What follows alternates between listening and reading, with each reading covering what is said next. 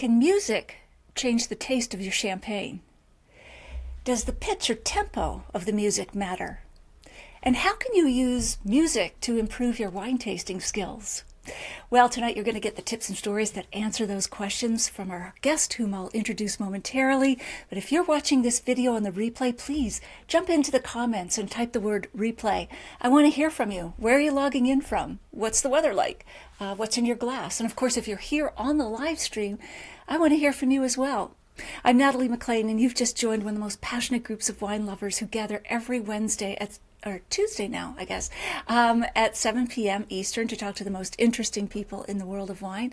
Now, this video is based on a recording I made for my podcast, Unreserved Wine Talk, but I'm live streaming it for the first time on Facebook and YouTube Live, and I'll be here in the comments live with you. So get in there and let me know, what questions do you have? What stories or tips are you enjoying?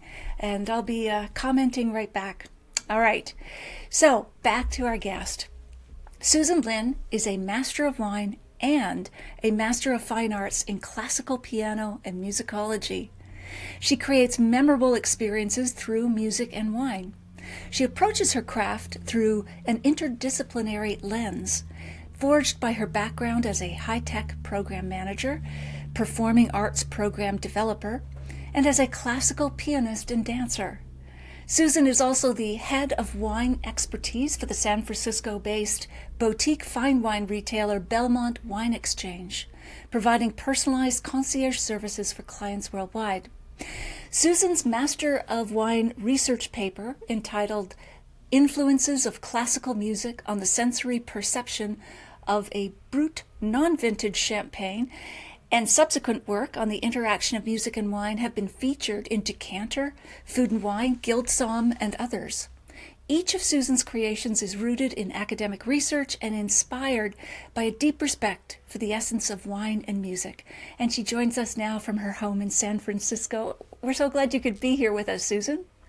Thank you. Thank you so much, Natalie. It's so exciting to be here with you, and I am very honored to be included in your group of interesting people in wine. So thank you very much for that. And hello to everybody. Yes, absolutely. We are all keen to hear your intersection between music and wine. Fascinating. Now, so before we dive into your wine career and music, tell us about your grandpa. My grandpa, yes, that's where it all started. So my maternal grandfather, when he was living here in the United States with my grandma before they moved back to China, during my childhood, I felt really lucky that I was able to grow up with them. And we would often go to their home on the weekends for dinner, and all the cousins and all the aunties and uncles would get together, and the kids would always eat first. They'd be like, kids eat first, and then we get shunted off into the living room, and then the adults would have their real dinner and their real conversation. But that was when I noticed something really interesting would happen. So my grandfather would start taking out bottles, and something changed. He would introduce the bottles, the cork would be popped, things would be poured, and something magical started to happen. I mean, the conviviality, the mood, like everything just shifted. And I didn't want to go into the living room. I wanted to stay and see, what was happening, right? And to his credit, my grandpa was really, really just so lovely about it with me. He treated me like seriously as an adult with my interest, and he humored me. He allowed me to take a look at the bottles because I was fascinated by the labels. Wines from Napa, wines from Bordeaux. He had cognacs, bottles like that. And he would tell me everything that he knew about them. And he would let me taste some. So I was very young, very, very young, but that's how I learned. That's how I learned that a good beverage, fine beverage, can really, really make a difference in how you handle hospitality and how you get people together and how you create something special. My grandfather was absolutely a paragon of hospitality. His kindness and generosity has always stayed with me and is inspiring to me to this day, even though he is no longer with us. So, yeah. That's wonderful. What a great start. What a warm introduction to the world of wine and other alcoholic beverages. Mine was similar but kind of opposite to you. I came I grew up in a Scottish family on the east coast of Nova Scotia, so the adults would gather during and after dinner for like Scottish music, but it was beer and whiskey, and the kids wanted to have nothing to do with it. And the noise level got louder and louder. We'd go out in the backyard, so kind of drove me away from it. I didn't get into wine till my late 20s as a result, but I love your introduction. Sounds gentle and inviting. So what did you learn from playing piano in hotels and restaurants when you were just a child? Yeah, so first of all, it was amazing that I knew I could actually make money doing the same thing that I really loved.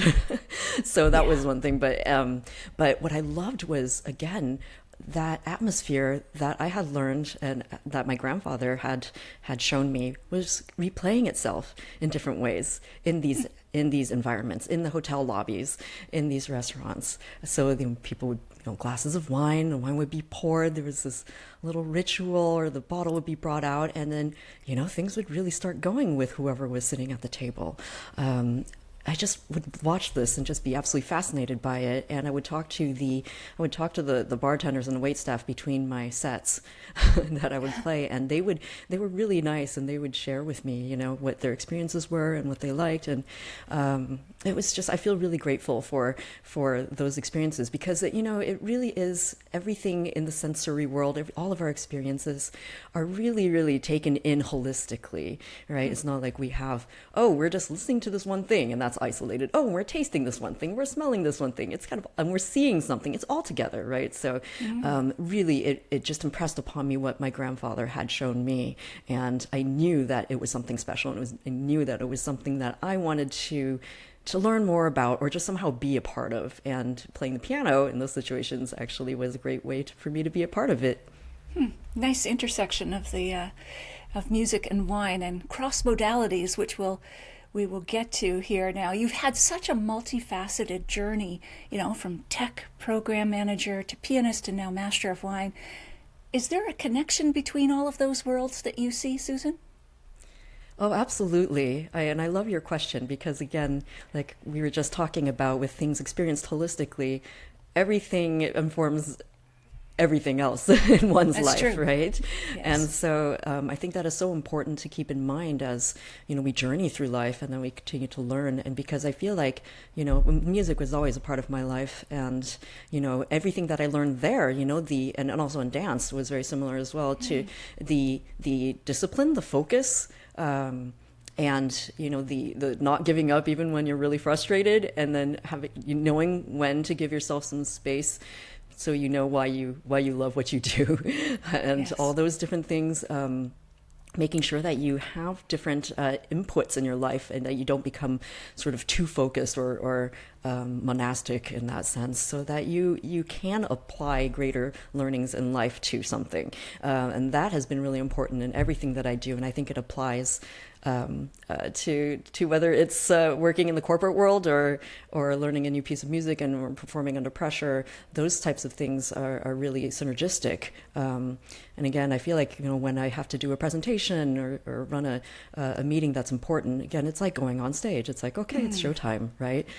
It's just a different modality and a different form of expression. But expression is very much similar, even though, when you're using words, you can get very granular, but even with music and with movement, you can get extremely granular, and it's a different way of communication, but it's communication all the same. And I think that is the most important kind of through line through everything that one does, right? Oh, you're talking my language. I was a Highland dancer again, not classical like you, but Highland dancing. And, I taught children how to Scottish dance. And one parent once told me, you're not teaching these girls dancing, you're teaching them to become the people they'll become, like whether it's, disciplined, responsible, all the rest of it. And, the past is prologue. It does carry over the work ethic, everything else. And you must be literally a master of discipline. I mean, all this, these studies that you've done are so, in my mind, like high blown, like highfalutin. I can't think of a fancier word. That's a great word. Pianist and classical dance and everything else. So I can't wait to get into this with you. Thank you. Yeah, absolutely. Was there an exact moment when you became interested in the overlap between wine and music? I mean, you were introduced to it very young in terms of the situations you've just described, but as you got older, was there a moment when you said, I want to dig into this overlap between wine and music? I don't think there was a particular moment per se. You know how sometimes things in life, you just keep working really hard at the things that you believe in and that you want to work towards, and then suddenly there's this synergy and this opportunity that it presents itself in your mind. All of a sudden it just happens and you're like, whoa. But so it's sort of a slow burn, I guess, right. in that sense, because I feel like, I never would have imagined I would have even had a career in wine, even gotten into wine this much or anything like that. And so I already find this just so incredible that, I'm in this space, and I'm very thankful. And, the thing about the music part is music, again, has always been a part of my life. But when I made it through the full exam of the Masters of Wine and made it to the third and final component, the research paper, I just knew what I wanted to do. I really, literally just knew. It sort of happened. It really coalesced there. I knew that was what I wanted to do, and I knew it was going to be a challenge to get the proposal approved, because I thought, people probably think this is not very measurable. Maybe it's a little bit woo woo or something like that. But I knew, from having read academic papers and such about this, that there is, there are ways to do this. And so I was like, what hasn't really been looked at? And I already knew kind of an idea of what I wanted to focus on. But it took a lot of research and reading to get to that point. But yeah, I just think, enriching sensory experiences are all, is what life is about, right? We enjoy eating, beautiful, delicious foods, listening to incredible music, and, all these different things. And it's just, how can we learn more about this so that maybe we can see some trends and be able to shape those experiences in ways that are delightful and interesting to people. Yeah, and I had a guilt trip early on, like, I'm helping the hapless rich find the right Bordeaux vintage, but life's hard. Everyone works hard, and what's the purpose? So that we also get a chance to enjoy moments of exactly. Fine wine and music, and enjoy being a human being once in a while, as opposed to just a worker all the time. So I think it's not frivolous, the study of this or the pursuit of it either. At least I had to convince myself of that before. So what does a wine have to be or taste like to be musical in your eyes? And that may not be the way to ask it, but oh, that's so interesting. I haven't quite been approached on that subject in that manner, and I think that's wonderful. And I think that everything, is inherently, musical. To be honest, everything has an energy, everything has a vibrance to it. And everything, just like all of us humans are in a way suggestible to to certain perceptions through the sensory intakes that we experience. So there's that psychological concept of priming that you might have, and probably folks who are tuning in have probably heard of as well. It's if you are exposed to one stimulus, what it probably has an effect on what you're experiencing next. It's like when you go to a sports stadium and they play that really loud music to get everybody pumped up and all that sort of thing, and everyone's like, yeah, they're ready to go. So then you're going to be excited about the game, right? So it's all very, very much relevant here. So I guess the short answer to the question is yes. I think wine absolutely can be musical. It doesn't have to have a requirement in any sense. It just inherently is, I think.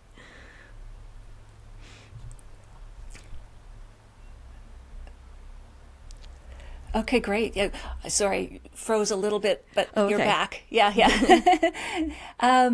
So can you explain what cross-modal correspondences are and why they're significant in wine tasting? You're getting at it already a little bit, but maybe Yeah. An explanation of what cross-modal correspondences are. No, I thank you for asking about that, and I love this because what is this connection, between anything, right? Especially when we're talking about music and wine. So cross-modal correspondences really is the tendency to make associations between the distinct attributes and features of one sensory modality. Here we're talking about music, and with those of another, here the taste perception of wine, right? So the connection is really, it's intuitive, it's experiential. And what that means really is that the associations are naturally made with the wine and the music, so that whatever associations you're making with the music sort of cross over into that other seemingly completely different sensory realm, here, wine. And so that's why we say cross-modal. And it's this concept that makes the level of association or connection between the modalities of music and wine measurable. And so that's why this concept is really important. I always think of our senses, our five senses. There could be more. I've heard of interoception or whatever, internal awareness, but I always think of them as different wires in the brain, even though that's too simplistic. But when we're we're tapping two wires together and getting a new spark. I like because, that. You talk about it, synesthesia. Is that when you hear colors, like you're crossing your sight with your sound? Is that what synesthesia is, or is it another cross-modal? Okay, so synesthesia is actually something different. I'm glad you mentioned it. So it has been suggested before that synesthesia is a key mechanism to the connection between sound and taste. But synesthesia is actually, a neurological condition, whereupon people actually viscerally experience taste, like they're actually tasting something in their mouth upon hearing certain auditory stimuli or sounds, such as like tasting acidity or something like they feel like they're biting into a lemon when they hear a high-pitched sound. Like that's one example. So while true synesthetes actually do exist, they represent a really, really small minority of the population. I think it's about, like the last time I checked the figures, about less than 2% of the population. And so it's therefore pretty unlikely that synesthesia accounts for the vast majority of intuitive wine and music connections. Right. So, yeah. Okay, interesting. Now, we'll get into the studies you conducted and the participants' reactions, but is there a way to quantify these cross-modal correspondences, like in what we would think like a scientific study, like X% this happens this way, or is it more of like an anecdotal kind of approach? Yeah, it's actually it's very, very data based. So it's shown that when people are sort of kind of made to sort of what's called forced choice answers, like kind of like a multiple choice test kind of thing, right? We're able to see trends converge. Like people tend to make similar choices on a statistically significant basis for certain elements of connection. And so, for example, for the experiments that I ran for my research, I tend to use a 1 through 9, for people rating like how, for example, how fresh this wine tastes, 1 being really not fresh at all and 9 being extremely fresh, right? Or, how rich or how complex, and or also it can be applied to, of course, having a similar data set to the music, like, how calm or exciting the music is, 1 being very calm, 9 being very exciting, how gentle, how powerful. So this plays into, the character of what we experience in the music, and then also a corresponding mapping data set on the wine. The character of the wine perception is how calm, how exciting, how gentle, how powerful. Again, 1 through 9, and we're able to take that and crunch all that data. And there was so much data, because I had a lot of sets to go through and to make sure that we're balancing for everything that was happening. Okay, all right. So you explored various musical parameters like pitch, tempo, timbre in your study. Which of these parameters seem to have the most significant or strongest influence on champagne perception? Oh, so that's interesting. Actually, it's like really the combination of all those things. Okay. What was really interesting is that, in music and in general, you have pitch, tempo, there's harmony, timbre, and articulation. There's also rhythm, but it was shown in a lot of previous studies that rhythm didn't really have that much of an effect on people's sensory perception, on taste. So I didn't include that. Why do you think that was, that rhythm wasn't a big factor? No, I think really it's more about what plays in is the character. It kind of gets like if you account for the character of the piece, calm, exciting, gentle, powerful, namely, you can kind of get those things built in, because that takes care of like, the decibel level, like volume, and also rhythm. And what really, rhythm plays into also, I think, is articulation. And articulation is a parameter that I did include in the study, because articulation is, how smoothly or how percussively, the melodies go in, and rhythms can play into this for sure. So it's like, is it long phrases, long, smooth, sweeping phrases, or is it really jumpy and prickly, or things like that. So rhythm can really play into that. So I think it might kind of, in a sense, be a little bit rolled up into it. Okay, and rhythm, for those of us who are not music experts, is that just how fast or slow the song is, or what is rhythm? It's like, it's not necessarily how fast or slow, but it's is it like a march? Is it like a steady beat, like, 1, 2, 1, 2, or is it like syncopation, like jazz, like kind of, swinging, things like that. So, that's, yeah. Yeah, I'm dying to listen to some music and pop open some wine already. I know. I want to get at what you're talking about. I want to hear it and taste it. Okay, so again, the title of your Master of Wine research paper was very focused. So it was Influences of Classical Music on the Sensory Perception of a Brut Non-Vintage Champagne. So why did you choose Brut Non-Vintage Champagne specifically, as opposed to, say, grower champagne or vintage cuvee, or even another type of wine entirely? Yeah. I know it's a mouthful, isn't it, the title? But that's how academic papers go. Yes, you have to be very specific. Yeah. And I think, like you noticed, the title refers to a non-vintage Brut champagne. Yes. So as much as I wanted to use different wines, the scope of the experiment and my budget, wouldn't allow for that. But really is you have to have, you got to, choose your scope specifically, so that you can have the most robust data yielded from all the data that you collect, so that you can control the variables as much as possible and make sure that the data you're getting and any differences between them are not caused by differences between the wines, are they're actually coming from the musical selections, the perception of musical selections, versus any differences in the wines. And like, why Brut Non-Vintage Champagne? Because it has, well, first of all, champagne has a very strong, and very, very significant market significance. I wanted this data to be useful, right? So, what is really relevant on a global market scale, right? Mm-hmm.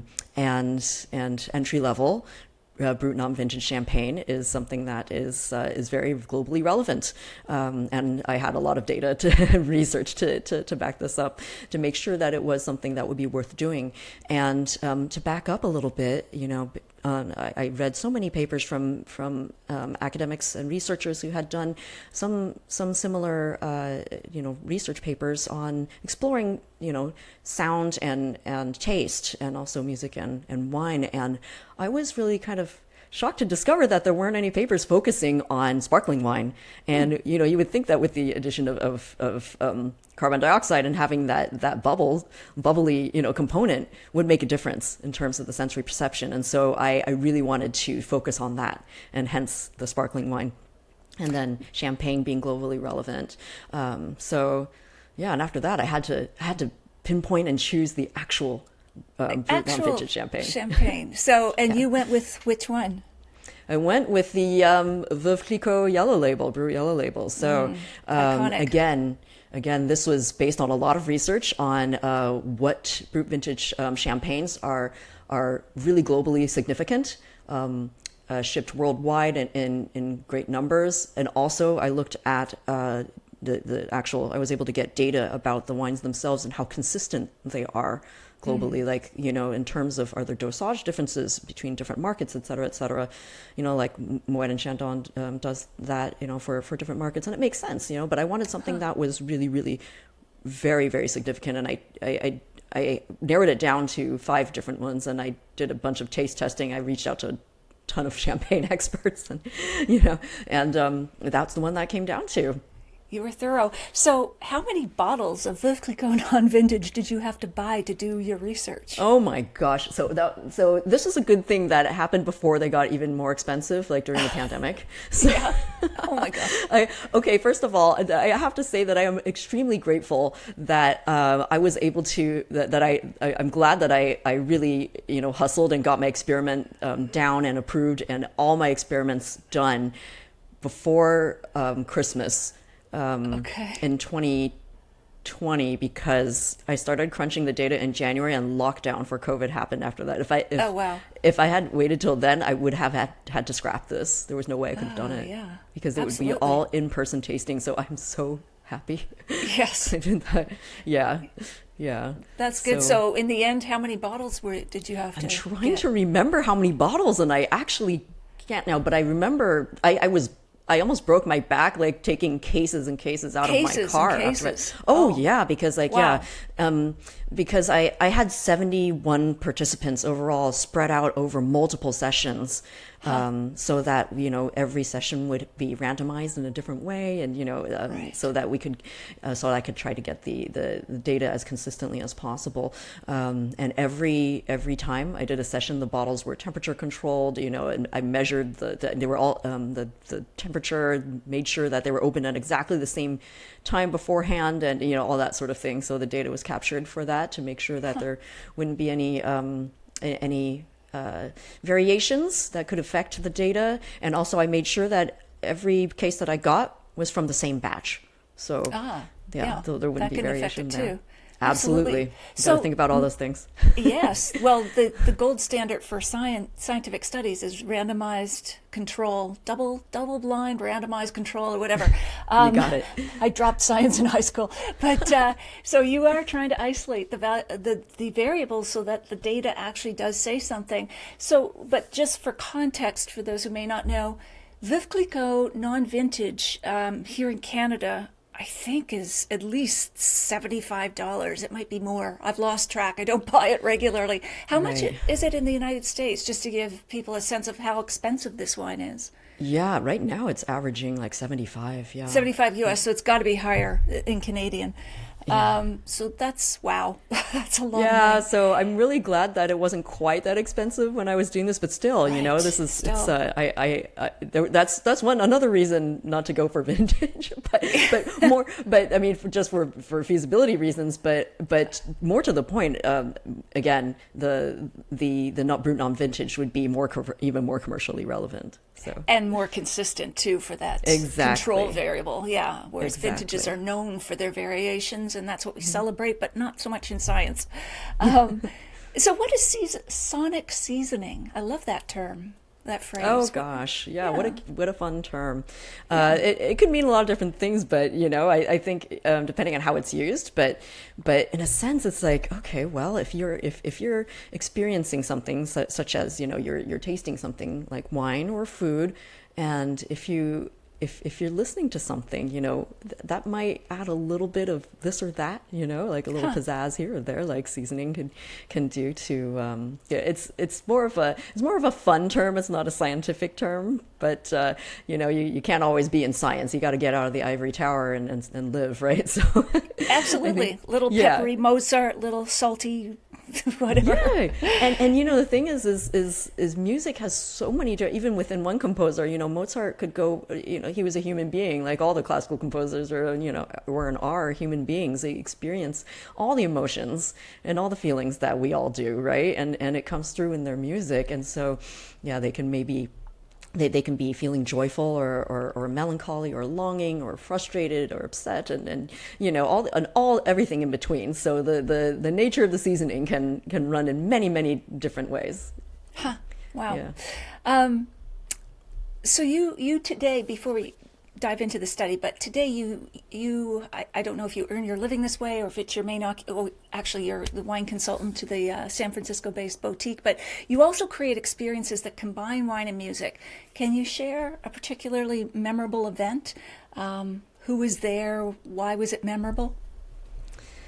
Oh gosh, I think one that I really, really enjoyed, that was really fun, was for the San Francisco Symphony, where I had put together a program for a special group of subscribers and donors to celebrate the new artistic director's curated group of music. One of them was his own composition that was making its premiere with the San Francisco Symphony that season. And I was able to put together a program that paired wines with those programs. And so I would speak to the wines and the music itself. We would listen and have a lively discussion about this. And at one point, I think it was so interesting. Like somebody asked me, they're like, yeah, but like, what wine would have Brahms been drinking, when you and really dig down.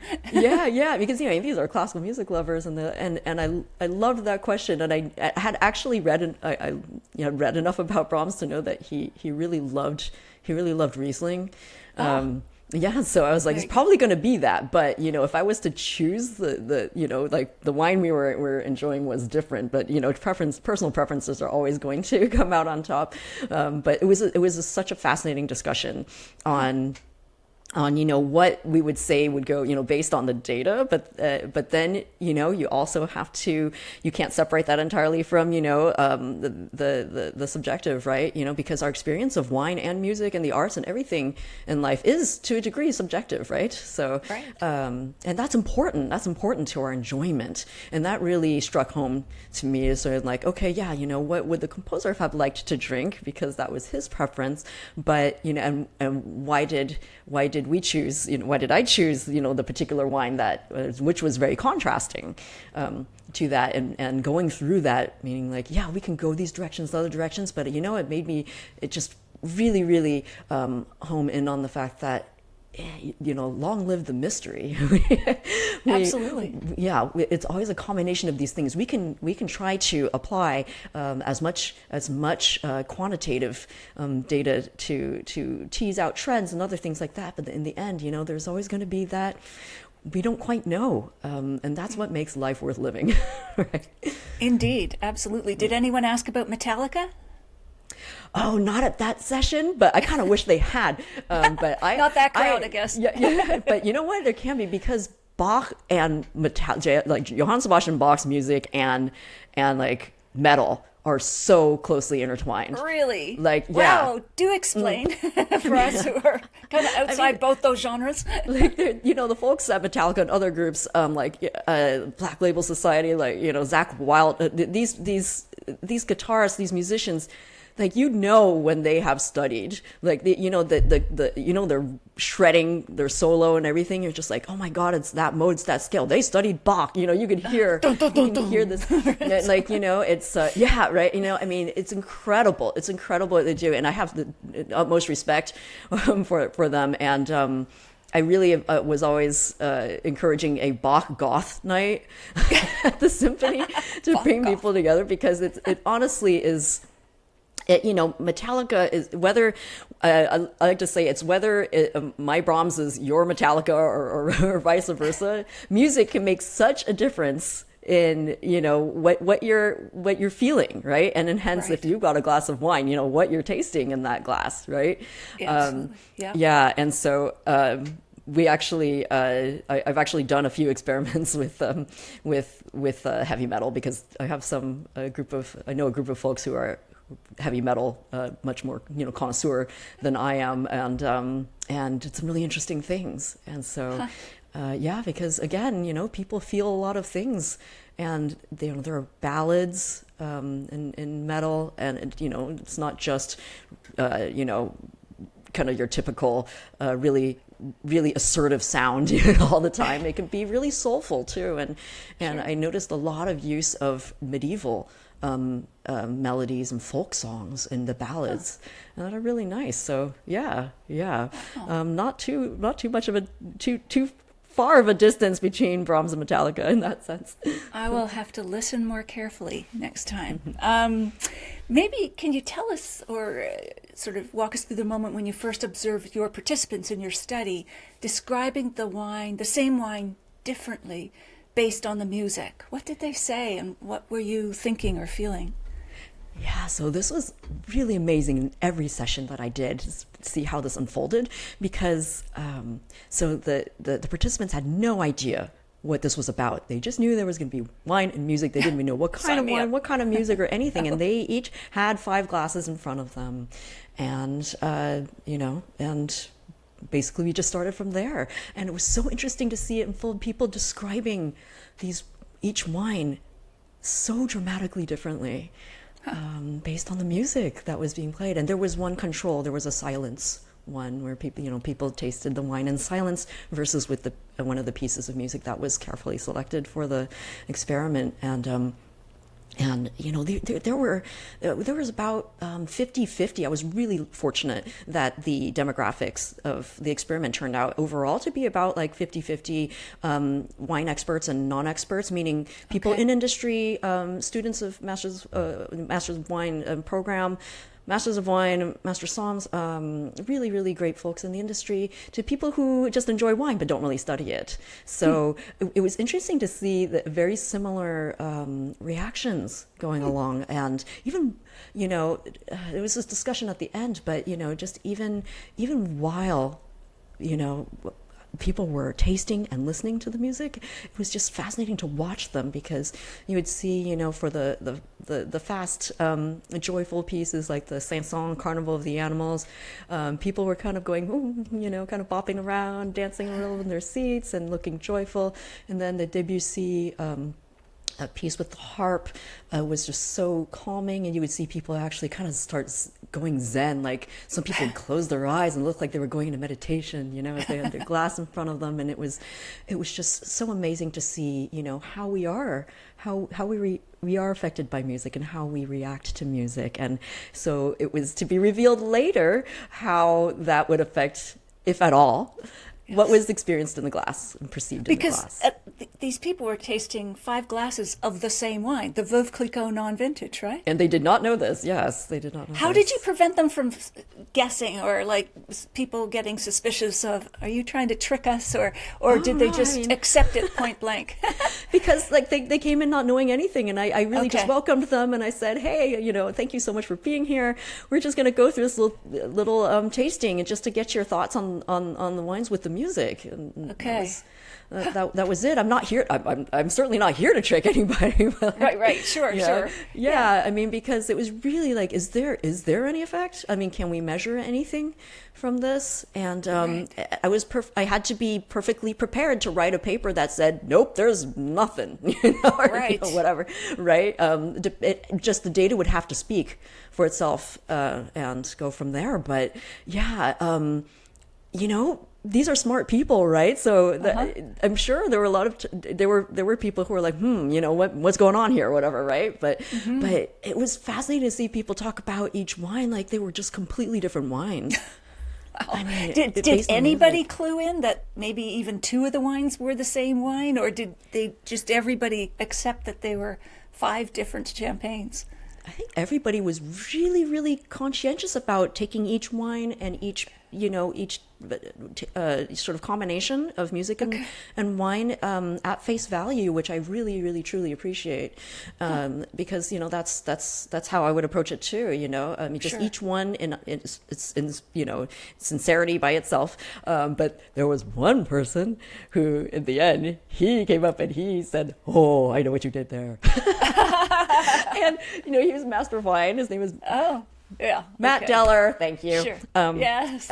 So he actually was my mentor for a little while in the beginning of my MW studies, and it was so cool that he came and supported me in being a part of this. But he told me later, and I didn't know this, that he had drunk so much Veuve Clicquot in his university years that he knew it so well. Wow, trust fund baby there. I was just like, whoa, really? No, I was like, that's impressive. But he's also known. He's also known to be an incredible taster in a way that's almost clinical. It's like, I don't know how, but like, is this real? But it was incredible. He was the only one. Huh. Well, that's great. Now, on the he flip... even said, oh, go ahead. I'm sorry, Yeah, I just wanted to add that, even he said, even though I knew this was all Veuve Clicquot, I felt different things. I felt different things with each of the pieces. Even said, like, he said, I couldn't escape that. It's real. That's great. Well, that itself is an interesting observation, too, that even if he knew. Yeah. Exactly. Yeah. So on the flip side, I'm not going to pronounce this correctly, but Mussorgsky or something like that brought out... that's it. Okay, I'm not saying it twice. I'm not going to jinx that. Brought out more richness and fruitiness in the wine. Were you surprised that a low-pitched, slow-tempo music had such a powerful impact? Yeah, thank you for asking about the Mussorgsky. So this piece was written by a Russian composer, very famous, called Pictures at an Exhibition. Perhaps many of our listeners have heard of it. And it's absolutely just a very stately piece, a very noble sounding piece. And it is very rich, long sweeping lines of music, and it's layered and complex, but it's all strings and horns, and a very rich timbre, very rich sound, and not fast. It's very, very, very paced, just again, very nobly, and the previous studies that for just isolated low pitch, said, okay, yeah, this kind of brought out more of like perhaps a bitterness, like in chocolate or, other types of foods. But in this case, because music is not just one sound or one timbre, one note in isolation, there are so many different things happening that this particular combination of parameters, the smooth articulation, the slow tempo, the low pitch, the common and the smooth, round timbre, rich timbre, really gave people, it prompted them to a perception of the wine as being similarly complex, rich, but the fruity part was the one that surprised me. Right. So this was an interesting finding. So I'm thank you for asking about that, because it was not something that I had expected from previous data or experiments, but I think it might be because, the effervescence perception wasn't as high as some of the other pieces, and we can get into that more in a minute. But I think that part, because it was perceived as less vivacious but more powerful and complex, that the fruitiness actually was able to kind of rise above, because the effervescence was actually deemed lower in the wines that were tasted with that music. So, that's fascinating. And before we get onto the thing you just mentioned, what is timbre? Timbre is the sort of the way that the particular instrument sounds, right? Or the combination of instruments sound. So for example, like if you take a solo violin and playing very, kind of high pitched, and it's a very passionate piece, it can be a sharp timbre, like, because if they're bowing strongly on it can get like kind of a more percussive sound, so it's kind of sharp. But then like if you take like a trombone, right, and they come out and they're not blasting away, but they're playing nice round notes. It's a warmer, rounder timbre, and so it's like how warm and round does the instrument sound versus sharp and bright. That's great. And then how did the music relate to the effervescence? What brought out the effervescence versus putting it to the back, kind of thing? What type of music?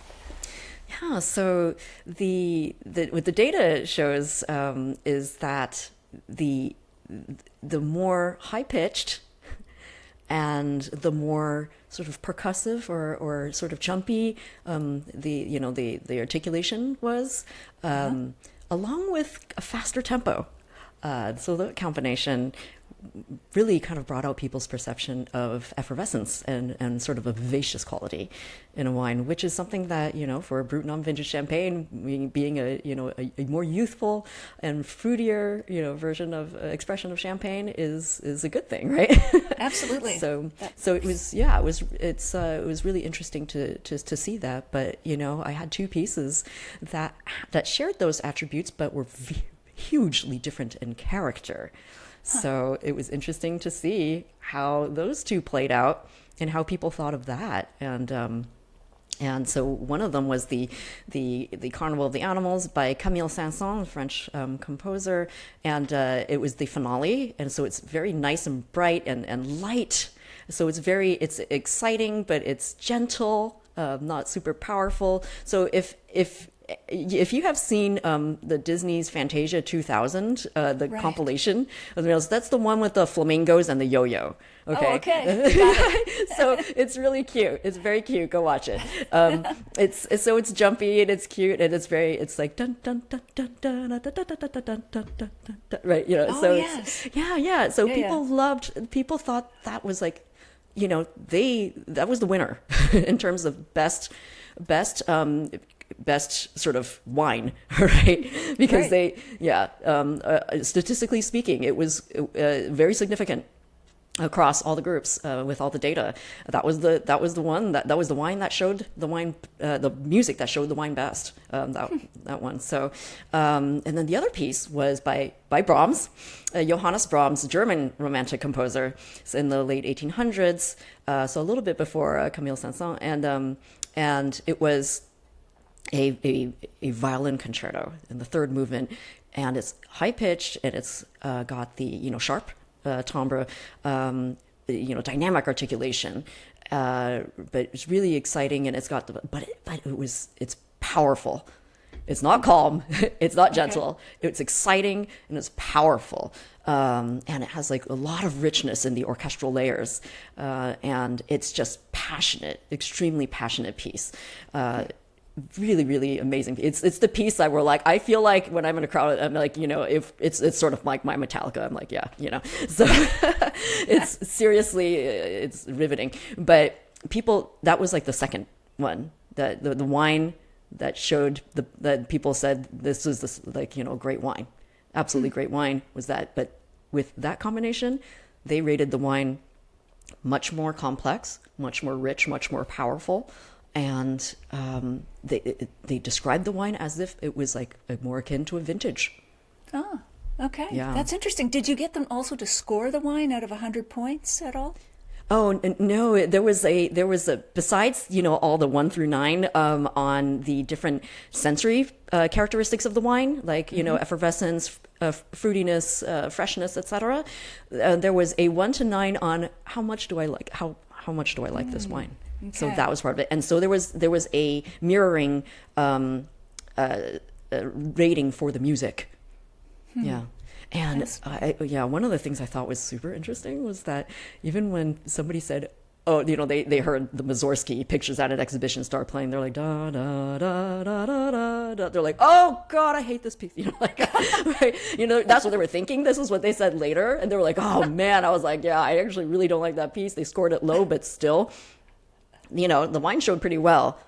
The wine showed pretty well because the wine that was always consistently the worst, like the least balanced, the least effervescence, the most bitter, like that was like least fruity, like just bad on like everything.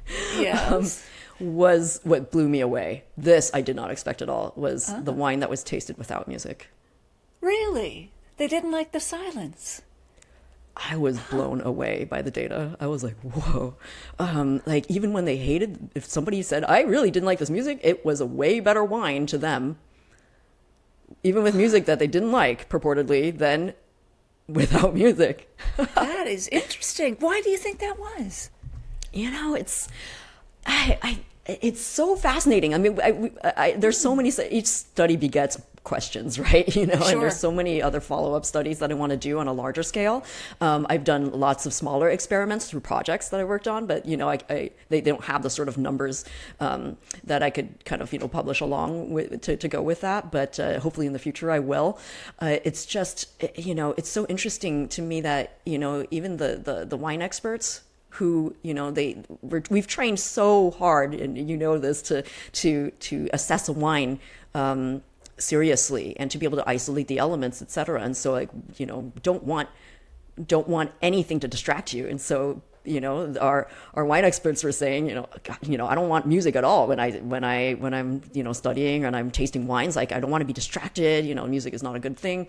But even for them, you know, the wines were much more palatable, and, you know, through their sensory characteristics ratings and through how much they liked the wine, showed very clearly that it was much better, showed much better than when tasted in silence. And as for the reasons, I mean, it's really a good question. I'm not quite, you know, we don't have like the data on that per se. However, I have some thoughts. Yes. I think that it's, you know, it's when we live, again, you know, we're just going through life, and there's multiple stimuli happening around us. And when we eat and when we drink, you know, we taste things, it tends to be some sort of at least ambient sound. You know, you're not in a lab-like situation like when you're studying for the you know, Master of Wine exam or something like that. I mean, that's not like normal life, right? It's right. So that might be a part of it. You know, but I just like sensory input. We like to have cross-modal input.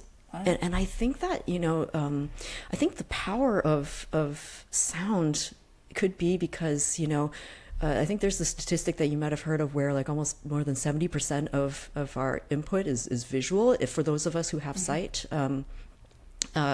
So, you know, hearing perhaps, you know, for those of us who rely more on sight tends to be a little bit more, you know, you don't notice it more or the influences of that more. So I think that's why, you know, sound can be a very, very powerful thing. Yeah. Wow. Yeah. We take it for granted. And then when it's not there, we notice its absence, I guess. I don't know. Yeah, that's a possibility. Exactly. Yeah. Let's see. So was there one participant comment that really either delighted or surprised you? Besides the one with the Master of Wine who knew it was Veuve Clicquot, that was pretty amazing. Was that I think just the one, there were so many, I loved them all, but one of them was saying I could not separate them. Like everything, you know, the music affected everything that I did. I could not separate the music from the wine or the wine from the music. It was complete. Like, you know, this comment was almost like, you know, this person said this in kind of shock.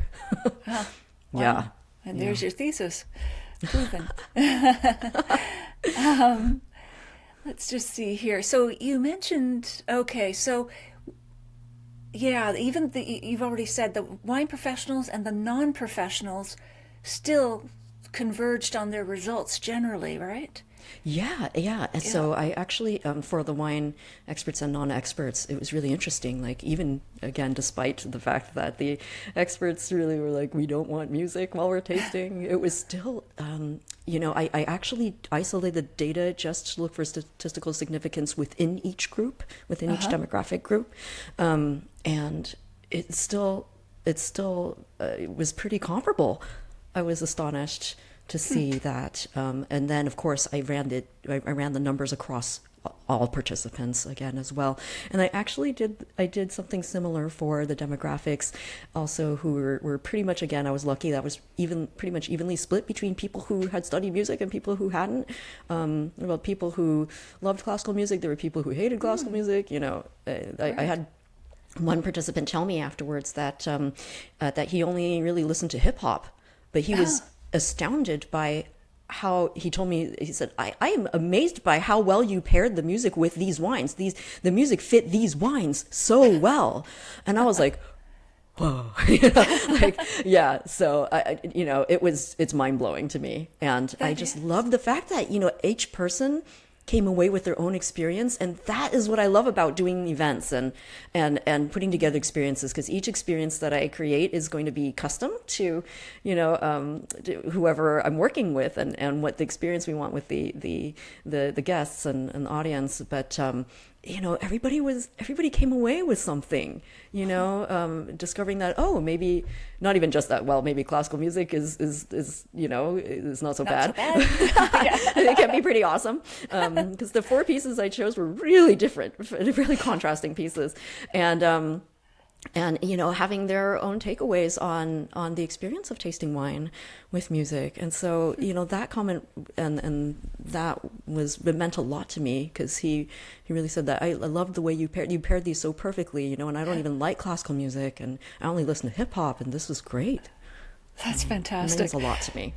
So I can see there'd be lots of commercial potential for your findings. Do you think winemakers could use music in the cellar to influence their blending or barrel tasting decisions to make better wines? So I love that question, because there are a lot of folks who are doing things like this, even in the vineyard, right? Like Chateau Palmer and what are they doing? Are they playing music so the vines grow happily? They love jazz over there, and so they've been playing music in different plots, just to get those vines growing. And I have to say that when I was a kid, and I planted my first tulip bulbs in my parents' backyard, and I played music for them in the hopes that they would grow, because that was the least viable soil that there ever was. And I still like to think that they came up because I played the music, but that has nothing to do with this, of course. But I just got to say, in terms of data, the research that I've been doing has been on, of course, the possible influences of music on the sensory perception of a finished wine, right? But one of the experiments that I would like to do is to isolate frequencies. Right. So frequencies, just not music per se. I mean, music could be a part of it if if the winemaker wanted to work with that in a specific way, could absolutely do that. But one thing I'd love to do is be able to isolate those frequencies and be able to say, okay, so you have these different barrels, right? And so if we have one that is, being subjected to this kind of frequency or that other kind of frequency, and one that isn't, would there be any differences if we can control for their environments and things like that, for all the other variables that are happening, like making sure that it's from the barrels are from the same maker, and the same age, et cetera, and all those other things, and that they're in even if they have to be apart from each other, are they in so that one vibration doesn't get to the other one, are they placed in an area that is the same for all other intents and purposes, right? So that's do you one of have the a things hypothesis that it would make a difference or wouldn't, or you just don't know? We don't know, but I think there might be, just because vibrations make a difference, and we've seen those sorts of things in like studies for medicine, right? Okay. Some sorts of vibrations within the body that are made can help with certain things or aid in certain things. I don't know enough about it to be able to speak cogently on it at this point, but I know that there are studies about that, and so I think that somewhere in the grand cosmos of things, there might be, and there are definitely people who have been playing music, in their cellars for sure. There are folks in Italy, in Germany, and all around the world who are doing this, and if they feel like it does something for them, and especially if it gives them pleasure while they're tending to their wines, everything's connected, right? It's going to go into it. Sure. So in some energy, form, the vibrations, yeah, maybe not directly in a scientific sense, but holistically. Yeah. I can see this as an application in tasting rooms, winery tasting rooms, and I'm sure some wineries are paying attention to this, but do you think that could be elevated? Like there should be specific playlists that you should have for winery tasting rooms that feature big reds versus, I don't know. Can you see retail application like that? Yeah, and that's one of the reasons why I wanted to do this study as well, and to work in this realm, because I feel like it really does have implications, the trends that we find, right? And I have been and have done and am still working on with with various folks to not only do on premise. So I have worked with tasting rooms and tasting wine bars to curate their playlists throughout the day. In terms of the experiences that they want their customers to have, right? So this sort of blends into the other research I do, which is a retail atmospherics, which kind of goes into decibel levels and speed of music that goes into how people order. Do they order less? Do they eat faster? They drink slower, things like that. So right. That plays into the data as well for those. And so if you want to have people to be a little more relaxed in the morning, but then make your way and start amping it up for the evening, and you want like a nightclub feel at the end, that's. So I've put together complete day journeys for the types of music, decibel levels, and of course working with the brand itself, so that it's the type of feel and the type of musical genres and the feeling that they want to impart, right? Because that's very important too. But then I also work with brands for if they want to highlight that come up with like maybe a feel for their house style in terms of that sort of sonic seasoning, right? That sort of sonic sense, or different expressions for their wines, like as you said, for a big bold red versus for their light youthful white, say, right? Should send people into listening booths inside the gallery. Yeah, silent disco, right? Or just experiencing it all together, true. Right? Yeah. So it's really cool. I'm really encouraged by all the different sort of experiences that multi-sensory experiences that a lot of folks are engaging with, whether it's with music or with artwork or visual art, other things like that in their wine experiences. So it's my like nefarious plan a goal to always bring in music into these scenarios whenever possible, and then for when I'm working with performing arts organizations to bring in wine. Yeah. A good thing. And did you've spoken about working with different brands? Did Veuve Clicquot itself have any reaction to your study? I kind of wish they had, but so far no. They're very guarded, so that doesn't surprise me. But I was just curious. Yeah, invite you over. No. Host an event for them. I tried, but it's totally fine, and I'm just happy that they exist so that I could. It was perfect for the study. It really was. And you know what? Back to your asking how many bottles there were. I still don't remember right now, but I do remember that I had one bottle left over that we didn't use. Like I had just one bottle because I bought cases, right? Complete cases, and I had one bottle left over, so everything was pretty well used. But I kept that bottle nicely chilled, and when I found out that when I got the call from the institute that I had made it and I was named Master of Wine, that was the bottle I drank that night. I'll bet. It was just the Brut non-vintage, but it was the Brut non-vintage. That must have tasted the best ever of all those Veuve Clicquots you've ever had. I had spent so much time with it, so it was incredible. It was incredible. That was the one I was just like, oh, you're coming out, buddy. That's fantastic. Yeah. And do you think, just as everyday drinkers, consumers, do you think we can improve our tasting ability if we play wine at the same time? Or is it just more we're going to enjoy different wines in different ways? Is there a way we can upskill by using music when we're tasting? Oh, I love that question. I think that's wonderful.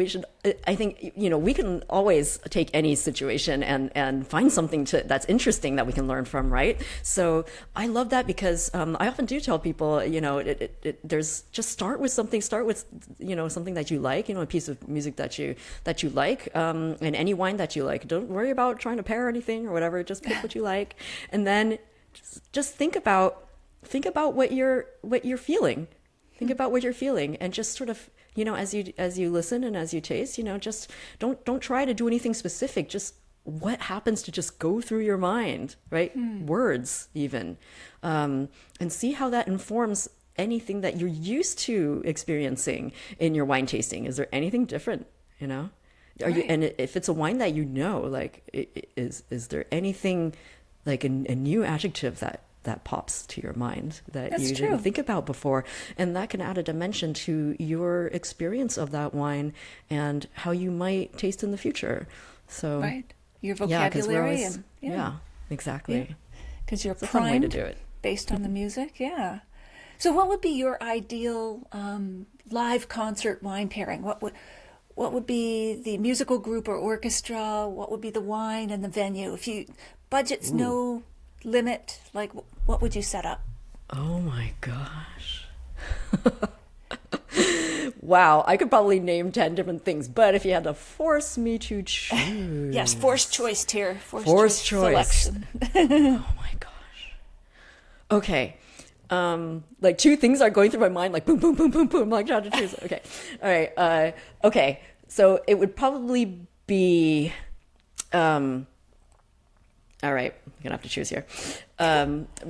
Maurice Ravel's is French Impressionist composer. So his piece La Valse, which is one of my favorite pieces of all time. It's a huge work for orchestral work that also has been transcribed to piano, and I have been laboring on this piece for quite a while, and hope to have a performance ready soon.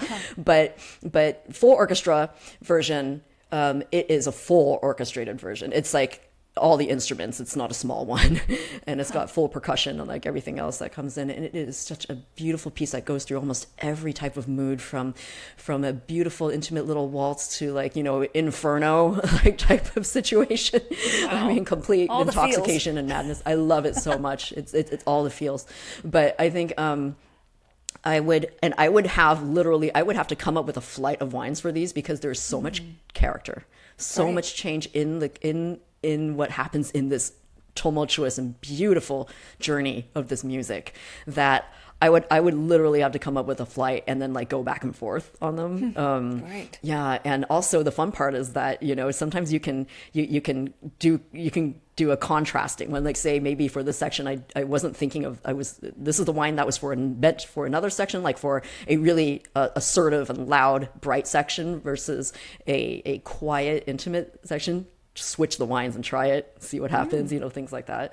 But more than anything else, I would just love to be lost in it and lost in this sensory beauty and richness. And so there would definitely be a sparkling.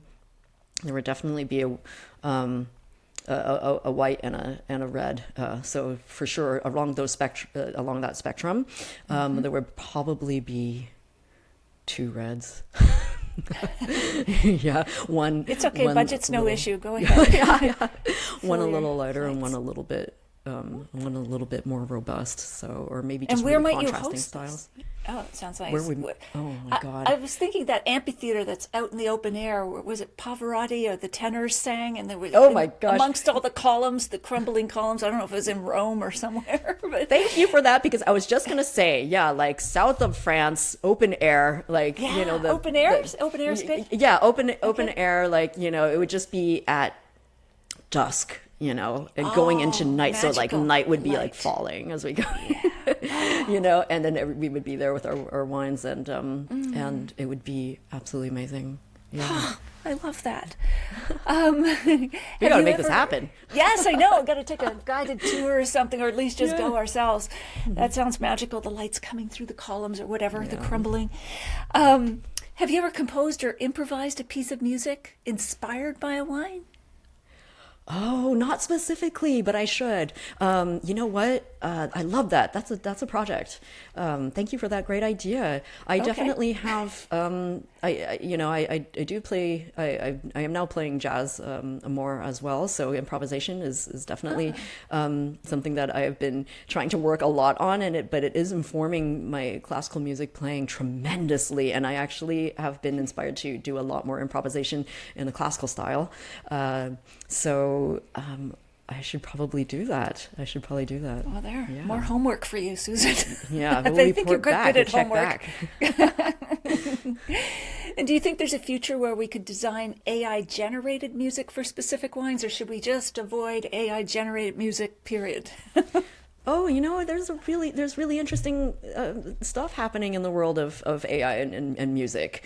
There are companies like Udio who are, just really doing amazing work, and I'm really Okay. quite fascinated by what's happening there. And I think that, hopefully there's something that we can learn from that as well. And I think it's entirely a possibility, and I think it's fun. But at the same time, I think there's a place always for human and especially live music. I mean, streaming. If you think about it, people used to only be able to hear music live, right? There were It's no true. recordings, and then Yep.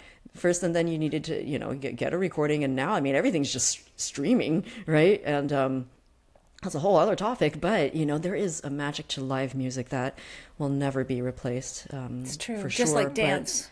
Yeah. But I love the fact that that recordings can happen so that it can reach more people in ways that are meaningful, and at the same time, AI could serve that part of that function too. If you don't have the means to be able to create the music, but this technology allows you to in a way that would be great for your wine or whatever. I mean, I think that could be wonderful as well. I mean, for me, bringing music into the sphere of wine in any way is a win.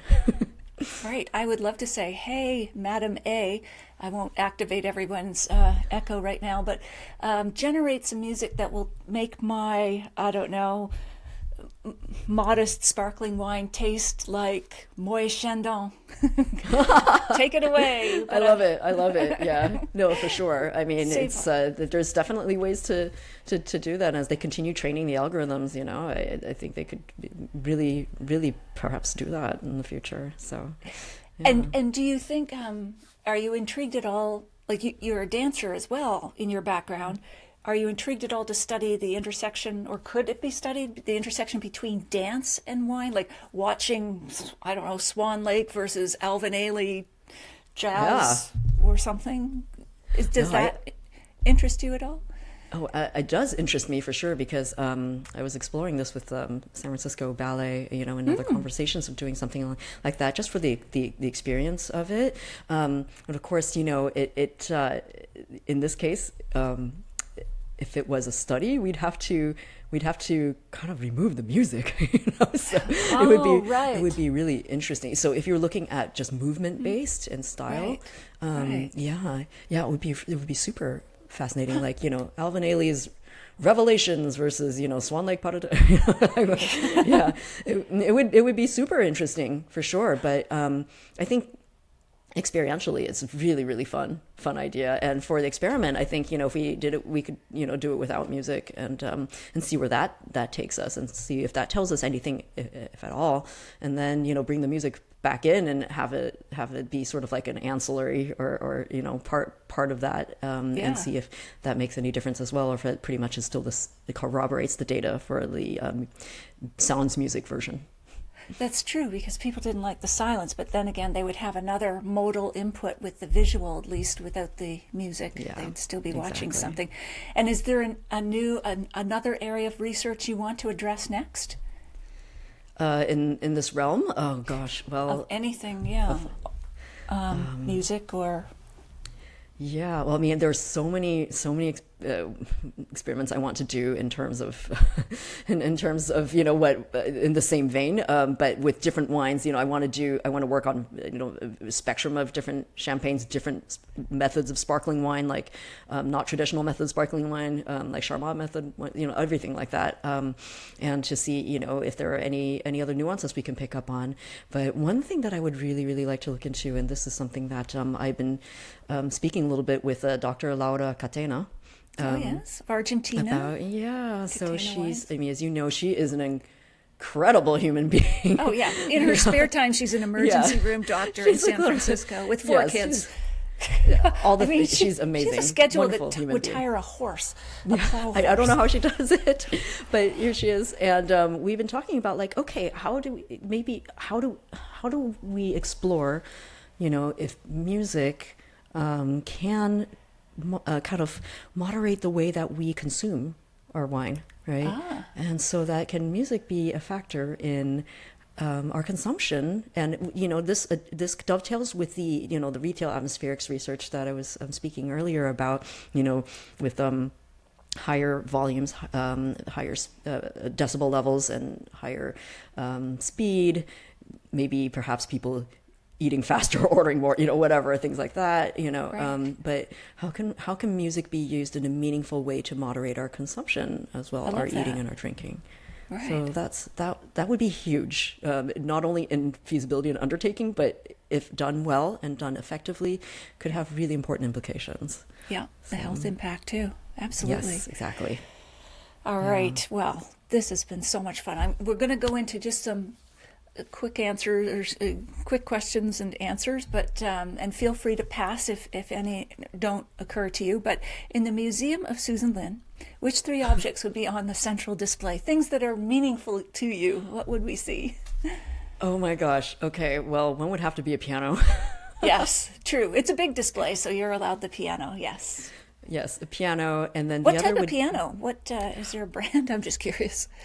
Steinway. Steinway? Okay. There are many wonderful piano brands out there, and but Steinway is my baby. I have a Steinway Model M Salon Grand at my home, and You have two pianos.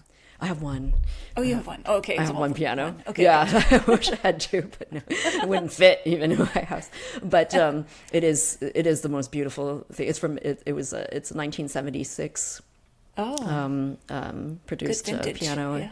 and from the New York factory, and it is my most prized possession.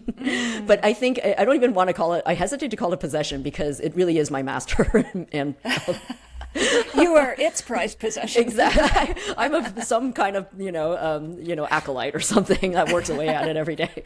but yeah, great. yeah. So one would be a Steinway Grand, and then the other would be a beautiful antique Chinese scroll from that my grandfather owned. Oh. It's kind of in this sort of mini shrine that I have for my grandparents at my house, Yes. and with things that he brought back. He did a lot of things in life, but he was also a jeweler. In fact, this jade necklace was something that he had created. So it's very special to me. And he went to a lot of places to scope out the raw materials, etc. And he did lots of travels, and he would bring back really interesting artifacts. And that scroll is one of those. And so I would like to have that there in memory of him and my family overall, and how grateful I am for everyone in my family, not just my mom's family, but also my dad's family, and sort of a symbol for the extended family of everyone in my life who is so important to me. Yeah, so that would be number two. That's two items. How about a wine? Would there And be I a was wine? gonna say, I kind of want to have this be like a cheating to put two things in one, because it would have to be a bottle of really beautiful champagne, Yes. but with a potato, because With a potato. because Okay. I love potatoes. You like wow, you really are shabby chic, high low, whatever you want to call it. You like potatoes, okay? Yeah, I love Potatoes in potato- any form? Pretty much. Okay. Pretty much, but and champagne and potatoes go really Potato well together. chip, yeah. Well, I was thinking potato chips, but Yeah, for I guess sure. potatoes, but yeah, anything starchy. potatoes. Yeah. And you can, I mean, the humble potato can be elevated into these incredible, dishes, right? Like Jean True. Robuchon type things, So That is true. beautiful scalloped, Yeah. dauphine, all those sort of things. It's just you can go anywhere with that. So I'm just yeah. thinking of this potato sitting on your Steinway, though. That's the visual I've got now. She's got a potato on her Steinway. Well, at least there's champagne on it, too. So it's I know I great. kind of cheated at the end there, but hey. That's all right. So if you could share a bottle of wine with anyone outside the wine industry, living or dead, who would that be? Oh yeah, that would be. I think I would have to go with Johannes Brahms again, the German Romantic composer, because he was a very, very private person, and he was so. But in his music, how much he felt, how emotional he was, and how deeply feeling and conscientious he was, and I just would love to be able to have a conversation with him over perhaps one of his favorite Rieslings from the Mosel, Yeah. and to just to hear him talk about anything really, Sure. just to learn more about him. Yeah, and so play I his would have a music. more understanding of his music, and I would be able to incorporate that into my interpretations of his work. Lovely. Wow. That's wonderful. Susan, this has been great. Is there anything that we haven't covered that you would like to mention as we wrap up? Wow, we've covered a lot of things. We have. I've loved all of your questions. They're so insightful, and I really, really appreciate your interest in this fascinating subject of It is cross-modal fascinating. correspondences That's and the melding of music and wine and the interactions thereof. There's just so much to learn, and I think if there's anything that I would want to impart to our friends and listeners and community is that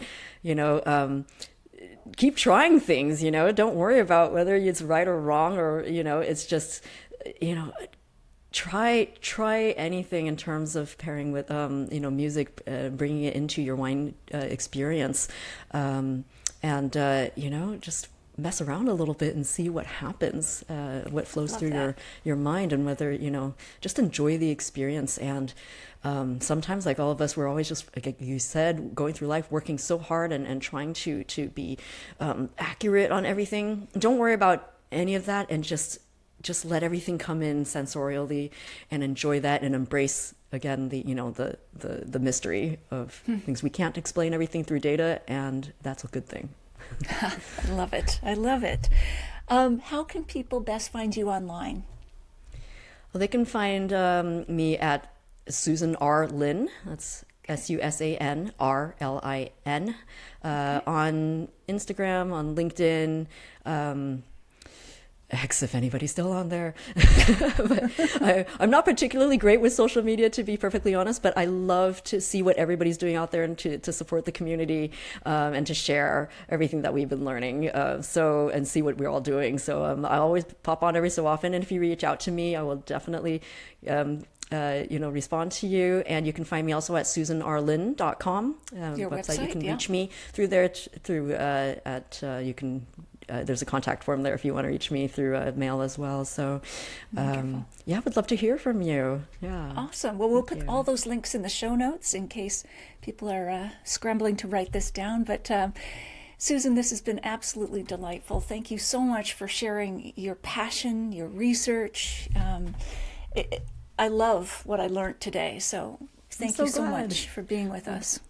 Well, thank you for your enthusiasm for all things wine and life, and for being interested in this. And I enjoyed our conversation so much.